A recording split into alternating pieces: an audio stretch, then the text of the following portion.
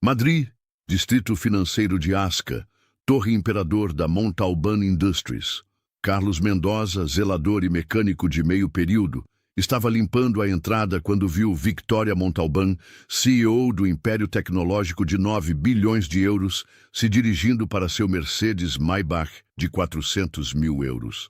Algo no movimento sob o veículo o paralisou.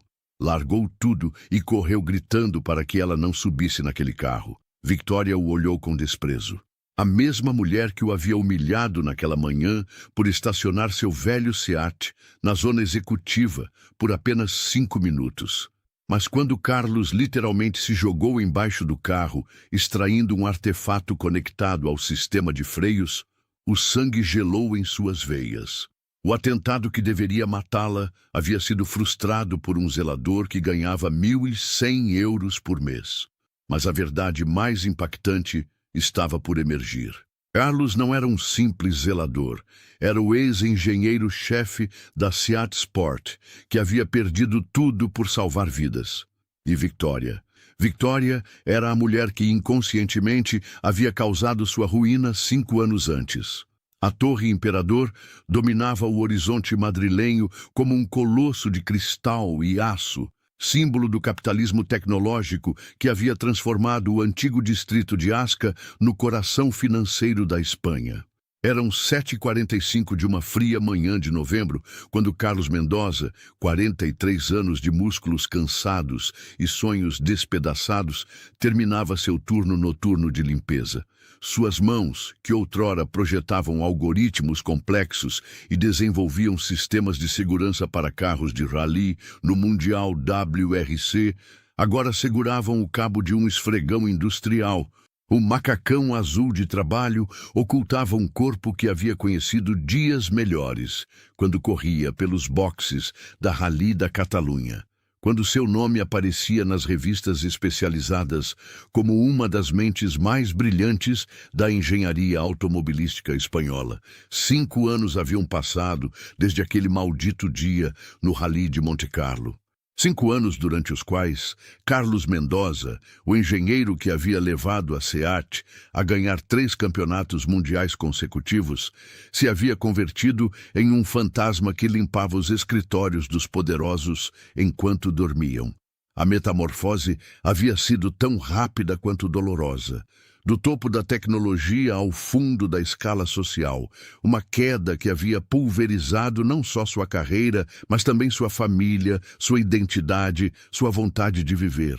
Victoria Montalban cruzou o saguão com seu habitual caminhar de predadora alfa, 39 anos de poder concentrado em 1,70 m de determinação implacável, envolvida em um terno Palomo Spain que custava mais do que Carlos ganhava em 4 meses.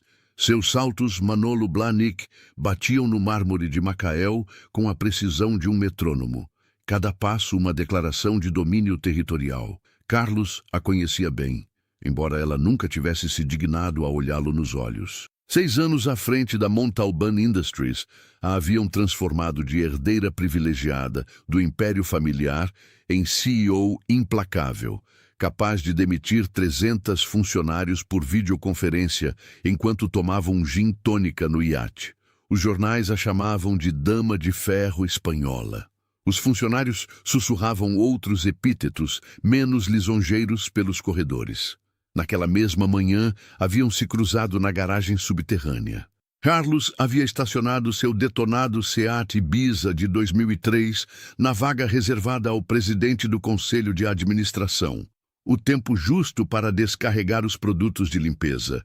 5 minutos, talvez menos.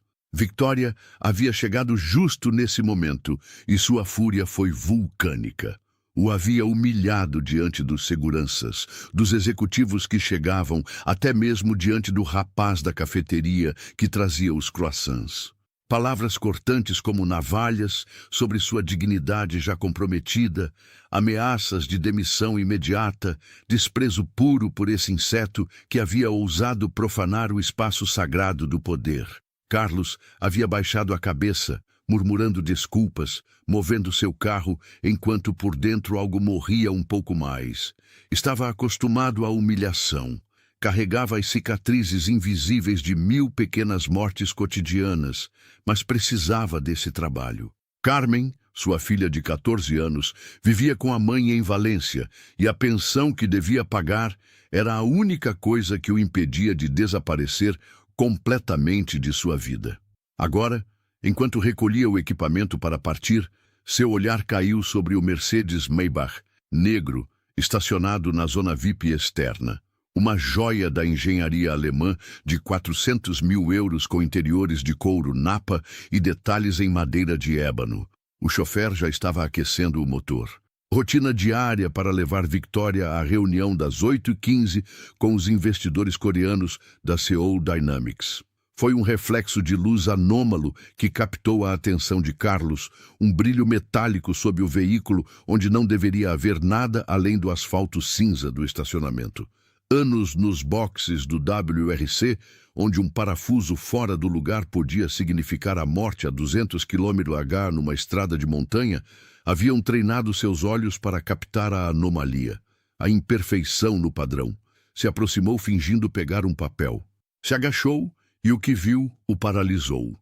Um dispositivo sofisticado, não maior que um maço de cigarros, conectado com precisão cirúrgica ao sistema ABS do Mercedes.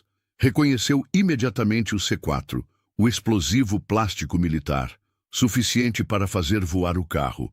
Mas era o mecanismo de ativação que era genial. Programado para ativar após exatos 3 quilômetros, quando o carro estaria em alta velocidade na M30. O cérebro de Carlos processou a informação em nanosegundos. Não um atentado tosco, mas um assassinato profissional disfarçado de acidente. Os freios se bloqueariam completamente à velocidade mortal. O carro enlouqueceria. A colisão inevitável, sem rastros, sem suspeitas. Apenas mais um trágico acidente de trânsito de uma executiva que dirigia rápido demais. Victoria já estava na metade do caminho até o carro, digitando furiosa no celular, provavelmente demitindo alguém ou fechando um negócio milionário. O chofer já tinha a porta aberta, o motor roncando suavemente. 30 segundos e ela subiria. 30 segundos e estaria condenada. Carlos não pensou. Seu corpo se moveu antes que a mente pudesse processar as consequências. Deixou cair balde e esfregões. O estrondo metálico ecoando no ar frio da manhã. Correu como não corria desde os tempos do colegial em Carabanchel, quando ainda acreditava que a velocidade podia tirá-lo da pobreza do bairro. Suas pernas protestaram, os pulmões arderam, mas alcançou Victoria a tempo. O grito que saiu de sua garganta não era humano, era primordial. O alarme desesperado de quem vê a morte de frente. Victoria se virou com uma expressão que misturava espanto, nojo e raiva. O zelador que já a havia irritado naquela manhã agora ousava tocá-la, segurando-a do braço, impedindo-a de subir. A segurança se moveu imediatamente. 2 guarda-costas, ex-guarda civil treinados, se precipitaram em direção a Carlos. Mas ele já havia deslizado sob o Mercedes com a agilidade residual de quem passou anos sob carros de rally. Suas mãos espertas localizaram o dispositivo. Estudaram as conexões, trabalho de profissional, militar ou CNI. O cronômetro digital mostrava 00.0247 ao detonador secundário. Um backup caso o sistema principal falhasse. Com movimentos precisos que contradiziam seus anos de zelador, Carlos desativou primeiro o cronômetro secundário, depois desconectou delicadamente o detonador principal do C4. Só quando teve o dispositivo completamente inerte entre as mãos, emergiu de debaixo do carro. O suor corria copioso por sua testa apesar dos 10 graus de temperatura. Victoria o olhava paralisada, o cérebro lutando para processar a transição de raiva para choque, para terror. O artefato nas mãos de Carlos falava por si mesmo. Os guarda-costas estavam pálidos, percebendo quão perto haviam estado do fracasso total. O chofer já havia chamado a Polícia Nacional. As sirenes se aproximando rompiam o silêncio surreal do momento. A chegada do GEL foi espetacular. O subinspetor Ruiz, veterano de 30 anos com cicatrizes do 11M, examinou o dispositivo com crescente admiração e horror. Trabalho militar de alto nível, componentes que só se conseguiam no mercado negro do leste, um design que sugeria treinamento em forças especiais. Se houvesse explodido, não teria restado nada identificável de Victoria Montalbán. A sala de interrogatórios da Comissaria-Geral de Informação, na rua Rafael Calvo, havia visto de tudo: etarras, jihadistas, espiões russos. Mas naquela manhã abrigava uma cena insólita. Um zelador de macacão, sentado com a calma de um monge budista, enquanto os investigadores mais experientes de Madrid tentavam decifrar quem ele realmente era. O inspetor-chefe Morales, 35 anos de serviço e um rosto marcado por muitas noites sem dormir, estudava Carlos com a intensidade de um entomólogo examinando uma espécie rara. As mãos do zelador contavam uma história diferente da de seu uniforme. Velhas queimaduras de altas temperaturas, calos em pontos específicos que sugeriam o uso prolongado de ferramentas de precisão, uma cicatriz na palma esquerda, típica de quem trabalha com fibra de carbono de competição. Victoria Montalbán estava sentada do outro lado da mesa, ainda em estado de choque controlado. Pela primeira vez em anos, a máscara de CEO invencível mostrava rachaduras. Observava Carlos com olhos novos, notando detalhes que sua arrogância lhe havia impedido ver antes. A postura ereta, apesar do macacão humilde, a forma como seus dedos tamborilavam sobre a mesa, seguindo um padrão matemático complexo, os olhos que traíam uma inteligência superior oculta sob camadas de resignação. Morales abriu uma pasta grossa, começando a ler com voz monótona que traía emoção reprimida. Carlos Mendoza Ruiz, nascido em Madrid, bairro de Carabanchel, família operária, pai mecânico em Barajas, mãe costureira, bolsas por méritos excepcionais. Licenciatura com matrícula de honra na Universidade Politécnica de Madrid, em Engenharia Aeroespacial. Mestrado no Imperial College de Londres, pago pela SEAT. 32 patentes registradas. 3 campeonatos mundiais de rally como engenheiro-chefe, inovador do ano segundo Autosport Magazine durante 4 anos consecutivos. Depois o vazio, desde 23 de janeiro de 2019. Nada. Como se Carlos Mendoza tivesse se evaporado, deixando apenas uma casca vazia que limpava escritórios na torre mais prestigiosa de Madrid.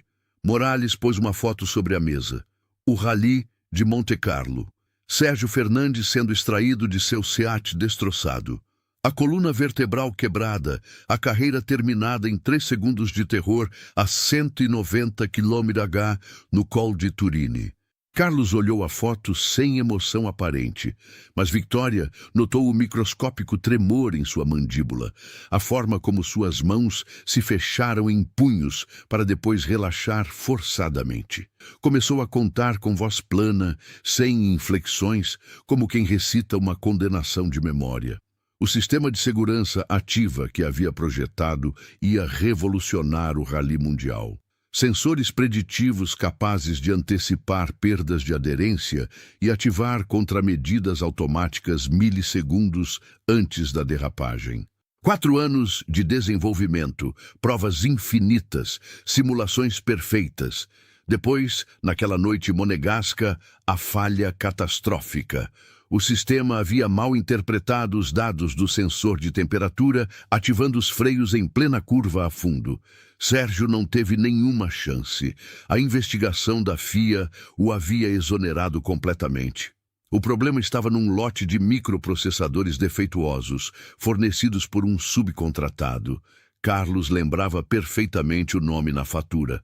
Montalbán Industries, divisão de componentes avançados, um lote de chips com defeito de fabricação que se manifestava apenas em condições extremas de frio e vibração.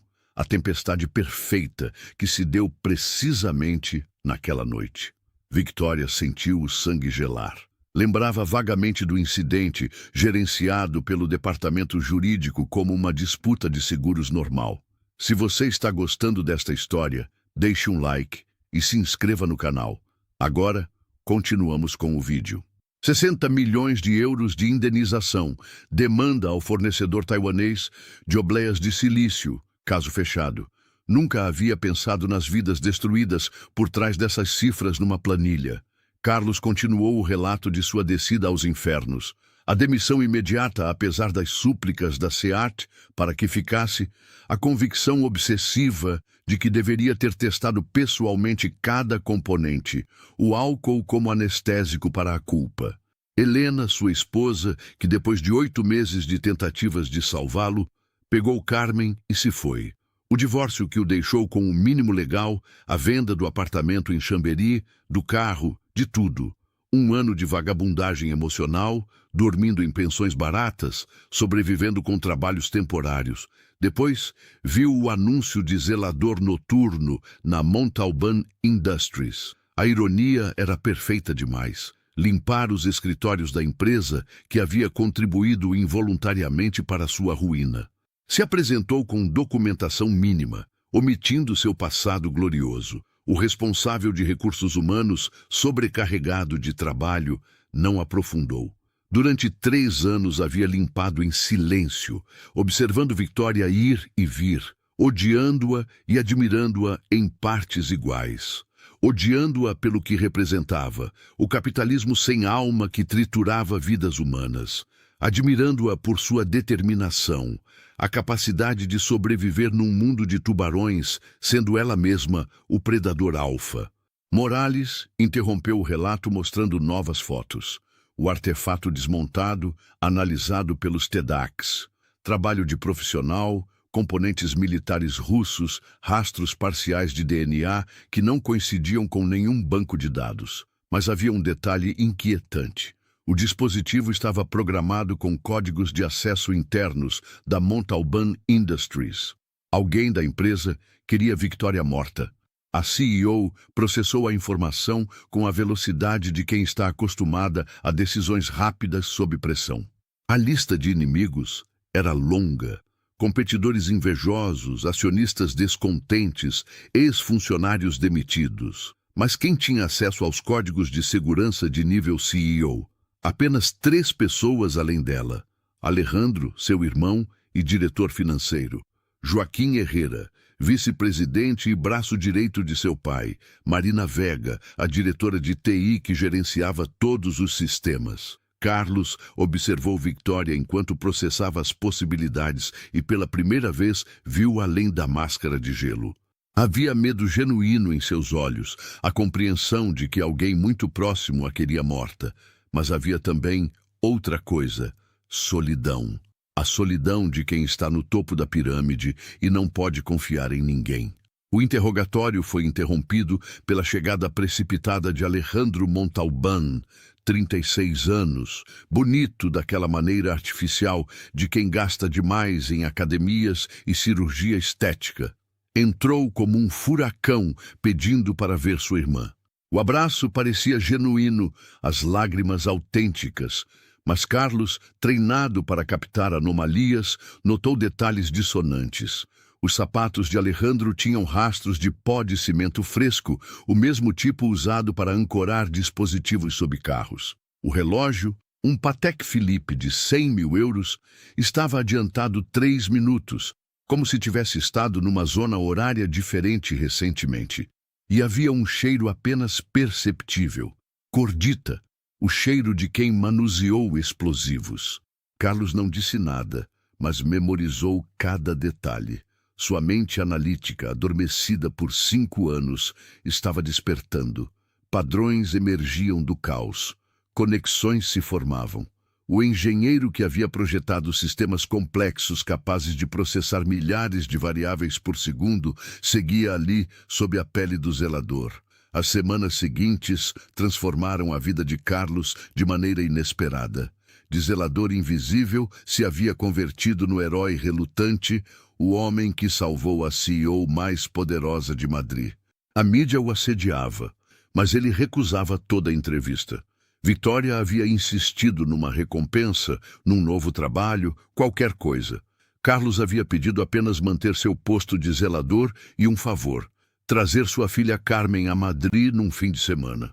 A polícia havia posto Victoria sob proteção, mas ela recusou o apartamento franco-padrão, optando pelo ático blindado no bairro de Salamanca. No entanto, havia imposto uma condição: Carlos devia formar parte da equipe de segurança. Não confiava nos profissionais que não haviam visto o artefato. Queria o homem que tinha o instinto de reconhecer o perigo. A convivência forçada revelou duas pessoas completamente diferentes das máscaras que usavam. Victoria, sem a armadura de CEO, era surpreendentemente vulnerável. Sofria de insônia crônica, pesadelos recorrentes onde seu pai a repreendia por não ser forte o suficiente. Tomava ansiolíticos escondido. Bebia demais Ribera del Duero à noite. Falava em sonhos, revelando medos que nunca admitiria acordada. Carlos descobriu uma mulher brilhante, mas danificada. Dom Rodrigo Montalbán a havia criado como um soldado corporativo, programada para ganhar a qualquer preço, sem fraquezas, sem emoções, só resultados. Aos 39 anos tinha tudo que o dinheiro podia comprar, mas nada do que o coração desejava.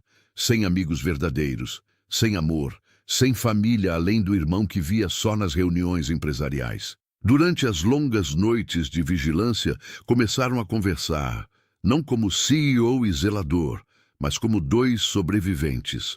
Victoria contou sobre a pressão impossível de ser a herdeira Montalbán, como cada sucesso nunca era suficiente para o fantasma de seu pai. Carlos compartilhou o peso da culpa. Como cada noite, sonhava com Sérgio na cadeira de rodas, perguntando por quê. Foi durante uma dessas noites que Carlos notou algo estranho nas câmeras de segurança da empresa. Alejandro tinha um padrão inusual. Reuniões noturnas na garagem subterrânea, sempre com o mesmo carro, um sedã negro com placa diplomática. Carlos reconheceu o carro. Pertencia à embaixada comercial chinesa. O confronto ocorreu no antigo escritório de Dom Rodrigo Montalbán, um santuário de mogno e couro na planta 40 da torre. Victoria havia convocado Alejandro com a desculpa de discutir estratégias empresariais. Entrou inconsciente, ainda interpretando o papel do irmão preocupado, inclusive trazendo os polvorones de estepa que Victoria gostava quando criança. Quando Victoria lhe apresentou as provas, a transformação foi instantânea. A máscara do irmão carinhoso se dissolveu, revelando um rosto retorcido por anos de ressentimento. Alejandro explodiu numa diatribe de ódio reprimido, acusando Victoria de ter lhe roubado tudo: o amor do pai, a empresa, o futuro. Sempre havia sido o segundo, o plano reserva, o menos brilhante. A situação degenerou rapidamente. Alejandro sacou uma Glock 17 do paletó, as mãos trêmulas, mas decididas. Carlos, que havia antecipado essa possibilidade, já estava em movimento. Anos de reflexos afinados nos boxes do WRC foram úteis. Um chute preciso desarmou Alejandro, que desmoronou chorando, como a criança mimada que nunca deixou de ser. Mas enquanto a Polícia Nacional levava Alejandro, Carlos sentia que algo não se encaixava. O plano era sofisticado demais para Alejandro, bem orquestrado demais. Alguém mais movia os fios, usando o irmão fraco como peão sacrificável. O Conselho de Administração Extraordinário foi convocado ao amanhecer. Joaquim Herrera chegou confiante, já saboreando a vitória com Alejandro na prisão e Victoria emocionalmente destroçada. Não esperava encontrar Carlos na mesa, nem a projeção das provas sobre sua conspiração de 20 anos. A queda de Herrera foi espetacular. Tentou fugir, mas os guardas o detiveram.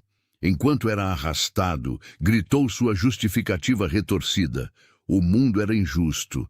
Os medíocres como ele tinham que lutar enquanto os incompetentes nasciam ricos. Só havia nivelado o campo de jogo. Com os traidores eliminados, Victoria se encontrou tendo que reconstruir não só a empresa, mas a si mesma. Ofereceu a Carlos o cargo de diretor técnico, mas ele recusou. Não queria voltar àquele mundo de pressões impossíveis. Victoria propôs então algo diferente, uma parceria para criar uma divisão dedicada à segurança ética, inovação responsável que pusesse as vidas humanas antes dos lucros. Foi Carmen, a filha de 14 anos de Carlos, quem o convenceu. Victoria a havia localizado e trazido a Madrid. O reencontro entre pai e filha depois de 3 anos de distância foi comovente. Carmen disse simplesmente que seu pai era um herói que só havia precisado de tempo para se curar. E agora, esse tempo havia chegado. 2 anos depois, o Hotel Ritz de Madrid abrigava o casamento mais improvável do ano. O zelador se casava com a CEO, um conto moderno que a mídia adorava, mas que para Carlos e Victoria representava muito mais. Era redenção recíproca, salvação mútua, amor nascido das cinzas da dor.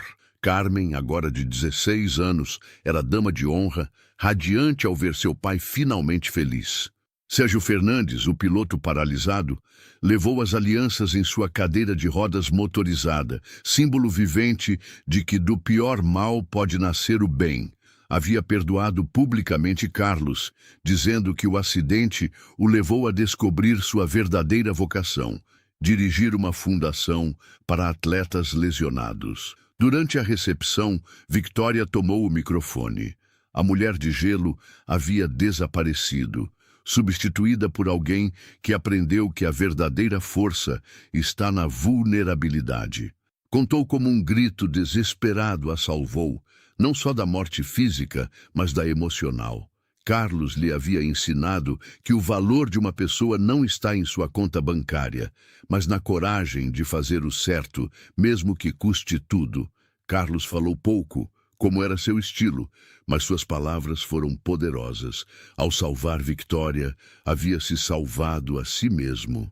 Ela lhe havia devolvido sua filha, um propósito, a dignidade, mas, sobretudo, lhe havia ensinado que cair não é o final se alguém estende a mão para te levantar.